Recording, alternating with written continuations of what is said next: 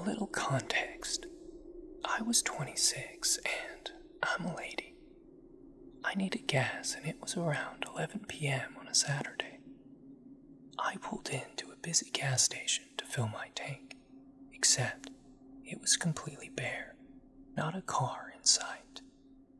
I also live in Alaska, and it was very cold this night, maybe -10. Tired after work, just wanting to get home. Usually I start my pump and sit in my car due to the freezing cold, but this time, I had a weird feeling that I needed to stand by the pump, so I did. I just started pumping my gas when a little golden sedan pulled up right next to me. The guy got out and I was freezing, and I was feeling hypervigilant for some reason. He started cleaning his completely clean windows. As he put back the squeegee, he started towards me. I felt like I wanted to run, but stayed calm and continued pumping. He asked me if I would help him put windshield wiper fluid in his car, because he ran out and he doesn't know how to open the hood. I laughed it off and told him I don't know either, which was a lie. He kept getting closer and closer to me while trying to lure me into his car by saying there's something under his seat and he can't reach it because he's too big. Now, I'm 5'2" and petite. This man was large and scruffy. Think Alaska wilderness dude. At this point, I'm freaking out and hit the call button on the pump. He took a step back and started to go back to his car. I thought I was being smart. My gas is almost done. I looked in his car when I noticed the insides of the doors had no handles except for the driver door. That freaked me out. I was putting the pump back and opening my door. He was right behind me, slammed my door shut, and yelled, "You're coming with me." Obviously, I refused, and I was petrified. He grabbed my arm and slammed me against the car. I elbowed him as hard as I could. I started to scream at the top of my lungs. Thank God for the gas attendant, the big-ass gun that night, because if not for him, I don't know what would have happened.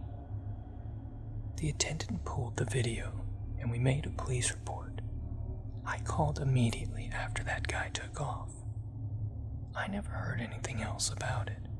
I just hope he didn't get some other girl alone.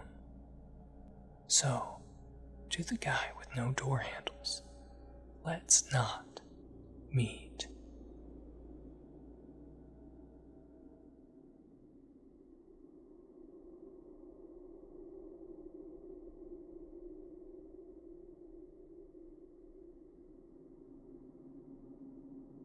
Growing up, my dad's nickname for me was always Pendeja, which, for those of you who don't know, roughly translates into dumbass. I've always kind of embraced this name because I am known for doing silly, ridiculous things. However, this naivety reared its ugly head this evening. My boyfriend and I have been on uncertain terms for the last couple of weeks. He usually stays at my house since I don't have any roommates. However, tonight he wanted to go home. We've been texting all night, talking about how much we miss each other, when all of a sudden I heard a knock at the door. At this point, I feel like it's important to explain that I am a complete junkie for true crime. I'm not a big fan of watching TV, but I love reading about true crime. With this hobby of mine, I always imagine that, if placed in an uncertain situation, I would react intelligently. I should also note that my birthday was just a couple of days ago, and being on uncertain terms, my boyfriend and I were not together. With this in mind, I thought maybe he would surprise me tonight. Now for the real story. I was standing in my kitchen with my 14-month-old, 75-pound Australian Shepherd when I heard a knock on the door. Being incredibly foolish, I decided to open the door, thinking it was my boyfriend. While I was ready to jump into his arms, there was some part of me that felt I should protect myself. I wedged my foot in such a way that I felt confident no one could push me. At the same time, I knew my Aussie, who was trained to sit near the front door but not come up excitedly, was right by my side. So, as I excitedly expect to embrace my boyfriend, I eagerly opened the door. Instead of my loving boyfriend, I was met with a man holding my storm door open, meaning the barrier I would normally expect to be between me and the stranger no longer protected me. Not only him, but also a woman who appeared to be in her early 20s. She was holding a bundle that, in my opinion, was a crude attempt at mimicking a child. Unfortunately for them, I am aware of what a swaddled baby looks like and must have changed my demeanor. Before I even had time to process what was going on, or the gentleman in front of me had time to start his spiel, my 75 Australian Shepherd was at the door. As the man began to explain his situation, my Australian Shepherd lunged through the crack of the door, snarling at them like I'd never heard before. Now, I've always known my dog was a protector. We have spent lots of time camping in locations where he was able to hear people off in the distance. Whenever he would hear someone in the distance, he would walk to the edge of his leash and point. Once he was done pointing, he would simply sit down, staring in the direction of the disturbance. So, needless to say, I've always known he's had my back. So to see him lunging forward the moment the man began to speak really freaked me out. I'll admit, I had been drinking and my reflexes were not as impressive as they could be. So, my dog was able to slip out of the front door to about his hips, all the while snarling like a beast. The moment my dog stuck his head outside, both people turned and backed away. As they left, they were almost in sync when they said, "Never mind. I'm so sorry to bother you." They kept repeating this until I was able to grab my dog and force him back inside, closing the door on the strangers. I genuinely feel like I fell for something dangerous, and if it wasn't for my dog looking out for me, who knows what would have happened. Anyways, keep an eye out for weird people knocking on your doors after dark, and please, be smarter than I was.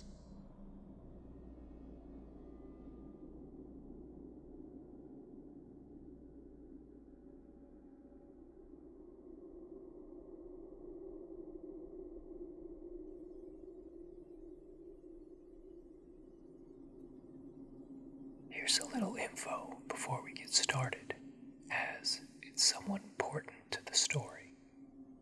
First of all, I'm biologically a female, 5 foot tall, 24 years old at the time, but getting mistaken for a teenager a lot. I have a baby face and a tiny frame. Second, I live in Europe, so no guns for me. Enjoy. The encounter took place a few years ago. I was living in a super huge apartment block, and quite a shitty one. One late afternoon, I was just chilling with my then girlfriend when I suddenly heard a faint, scratching noise outside of my door. Definitely weird, but I dismissed it, thinking it's probably some neighbor kiddos scratching the walls with a key or some other stupid stuff kids sometimes do. A moment passed and the noise didn't disappear. Quite the opposite. It got louder. At this point, I started realizing what the sound was. It was the sound of a metal object scratching my door's lock. I immediately got startled and went to look via the peephole. The long corridor was half dark, and right there in front of my door was a man.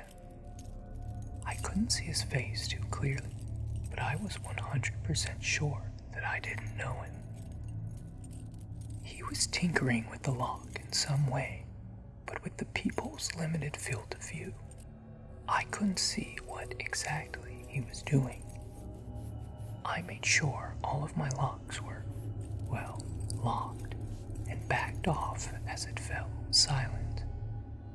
Just as I was about to return to the living room, the door handle slowly moved, pressed down from the other side, and just as slowly returned to its initial position. I freaked, hurried to the kitchen, grabbed the biggest knife I had, and squatted next to the door. It was locked, but if he managed to pick it, well, there I was, frightened and armed. For a moment, it fell silent again. Then, the lever slowly went down and up again. More scratching. Then the lever moved once more. Then, silence. And then I heard a whisper. Let me in. My heart skipped a beat, or a dozen of them probably. Let me in. Let me in. If he was screaming, it would have been as frightening. But he wasn't. He was whispering to my door repeatedly. Let me in. I think I unfroze for a second because I grabbed my phone and called the security. The apartment block had security, but they were stationed in a small booth outside of the block itself, which was huge, and I lived on the 8th floor, so it was a really long way to get there from their place, especially given that they were lazy bastards who usually just watched TV and smoked so much that there was a heavy fog inside of the booth. Still, I gave them a panicked call, quickly explaining the situation. Sure enough, the guard laughed it off, saying that the stranger is probably just some drunken neighbor. He told me that the other guard is on the patrol, and he'll call him and tell him to come by my door. I have no idea why I didn't call the police, but I was probably just too frightened to think straight. The block was in the middle of nowhere, and the nearest police station was quite far away. My girlfriend just kept observing, probably some kind of stress reaction.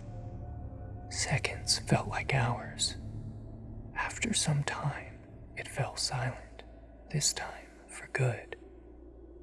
15 minutes later or so, the freaking security guy finally knocked on my door, long after the guy was gone. He said they will close the gate and check the camera footage, but he didn't look too tense, so I don't know if he actually did. To this day, I have no idea what happened. Maybe it was some drunken neighbor who left the elevator one floor too early or too late and thought that his wife had locked him out. Maybe he was some fucking psycho or a junkie trying to purposefully access my door. I will never know. I guess I prefer it this way.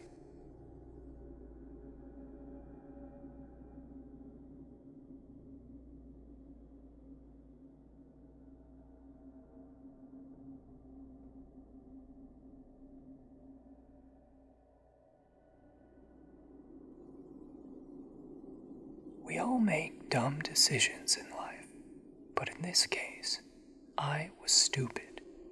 Very stupid. I arranged to meet a guy off Tinder, but because of my heightened anxiety about driving, I arranged for him to pick me up outside of my place. I had been talking to him for a few weeks at least, but that is not redeemable, and I know that. The choice I made on this day could have ended me, but thankfully, I'm still around to tell the tale. The guy picked me up in his car and told me that he planned to take us out for sushi. I love sushi, so I thought, great. He put the name of the restaurant into his GPS and we were off, making pleasant conversation on the way until I started seeing woods when I looked out of my window. I felt very confused. We were supposed to be going into town, not into the wilderness, into the middle of nowhere. Fear hit me hard then. He said, I swear the GPS is taking me through here. I didn't choose this path. Please just get us back to civilization, I said. My eyes were wide and I must have looked like a deer in the headlights. His face was really apprehensive, so he must have known that I was scared, completely shitless. Oh my God, I thought to myself. I should have just conquered my anxiety about driving and met him somewhere in public. Or better yet, not met with this guy at all. What the F was I thinking? I'm going to get murdered here in these woods. I tried checking my phone to see if I could assist him with the GPS, and that's when he said those spine-chilling words. There's no signal out here. I remember just thinking to myself to try and look calm. Don't let him think that you suspect he's onto something. But man, did I feel terrified. The tips of my fingers were cold while I was simultaneously sweating. If he was going to kill me, part of me wanted him to get it over with so I wouldn't be left in anticipation. His forehead was perspiring. He kept saying, I swear I'm not doing this. I'm trying to get us back en route to the sushi place. I said, I don't care about sushi anymore. Get us to a gas station, anywhere with people at this point. He said, I don't have a shovel or a weapon in my trunk or anything, if that's what you're thinking. Which did little to calm my nerves. We finally reached the restaurant after what felt like an eternity. I'd never been so scared in my life. I didn't have much of an appetite, and I was physically trembling when we arrived. But I figured he didn't kill me when he had the chance, so I guess it was safe now to continue with our date. I already planned on taking an Uber home because I didn't want to go through that experience again. I was shocked out of my mind when he then asked, So, when do you think we'll have sex? I nearly choked on a piece of sashimi. What? I didn't know where this was coming from, and I didn't know how he could ask me something like this now on a first date when he literally saw me pale as a ghost just moments ago. You know, like, how long will you make me wait for sex? A day? A week? A month? I stared at him, dumbfounded. I couldn't respond because I was utterly speechless in that moment. Well, I can't wait a whole month. I'm telling you now. He said. I didn't say anything, and the rest of the date was insanely awkward. I said goodbye as I took my Uber home, and only seconds after my Uber driver pulled out of the restaurant parking lot, he texted me to say that he doesn't think it will work out with me because he needs a girl with a higher libido. I didn't argue. I just texted back a simple, okay, ready to be done with this man. When the Uber driver drove me home, he did not take me through the wilderness pathways of a potential murder site. He took me home through streets, other cars, and lights, the sweetest scene to my immense relief. I couldn't help but wonder why my date had to take me through an hour drive through the wilderness to get me to a restaurant that only took the Uber driver 15 minutes to get me home from. The whole thing was chilling. I don't know if my date planned on anything sinister or if it was an honest mistake, but I am glad that I made it out alive. I learned a tough lesson that night, one that I should have already known, but that I foolishly ignored for some reason. Don't let strangers from a dating app pick you up in their cars. To the guy who took me through the woods, let's not meet again.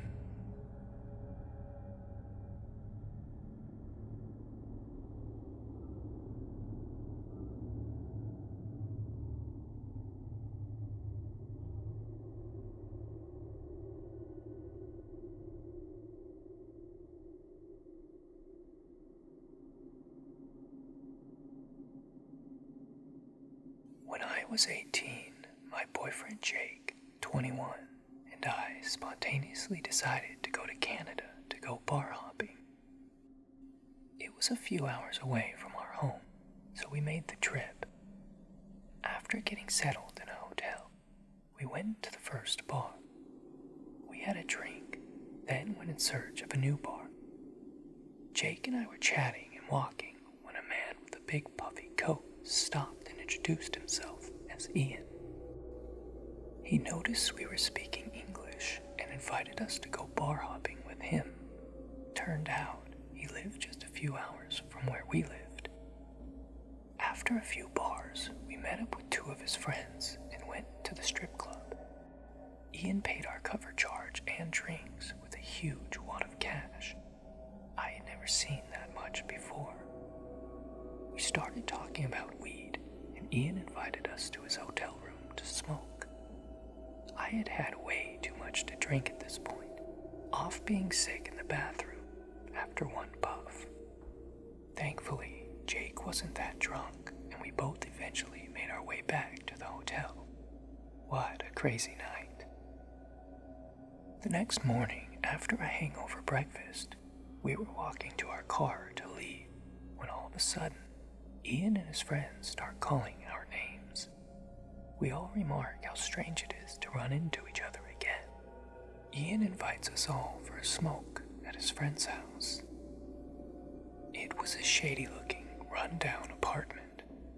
We smoke and somehow got on the topic of how Ian makes so much money. Without directly saying it, I could tell he was into drug smuggling, possibly over the border. Ian suggested that I could make some good money doing the same. My heart dropped and I immediately felt uncomfortable, unsafe. I needed to get out of that apartment, that city, that country. Jake looked over and saw how freaked out I was. We casually played it off. Yeah, okay, like he was joking, but Ian's friends started nodding their heads, suggesting where I could hide it. Jake gave Ian his real phone number. Why, I don't know. And we said our goodbyes as we had a long drive home. Jake is driving, and shortly after we take off, we see Ian's car behind us. Very weird. We make a few turns, got a little lost, and he was still there. Jake made a few more erratic turns just to lose him. We both did not have a good feeling about Ian anymore. Finally, we made it across the border. No Ian in sight. It was a weird drive home. A week or two later, Ian called up Jake on the phone. I have no clue what was said, but I know we never picked up a call from him again. Maybe it was a close call, maybe not, but I got this deep gut-sinking feeling that something bad was going to happen if we were in Ian's presence any longer. Listen to your gut feeling.